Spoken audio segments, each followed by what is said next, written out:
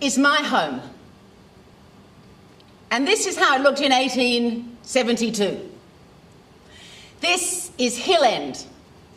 Hill End, central New South Wales, 4.5 hours inland from Sydney, population 120. Now, Hill End became very famous in 1872 when this photo was taken because the largest gold nugget in the southern hemisphere was found there.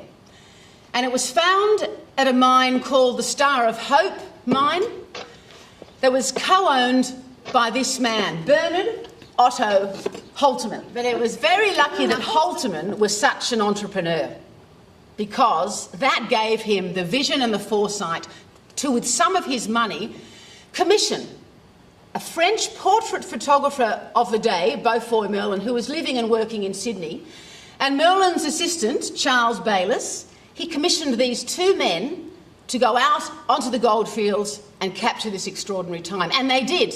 They went to Hill End. Beaufoy Merlin and Charles Bayliss spent a lot of time in Hill End, but they also spent as much time in a neighbouring gold mining town called Gulgong. And this photo here, taken in Gulgong, is of a very important Australian literary family. This is the Lawson family. Now, this era, 1867 to 1922, was an incredible era in Australian history.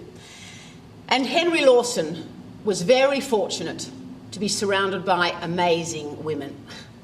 And this is some of that story.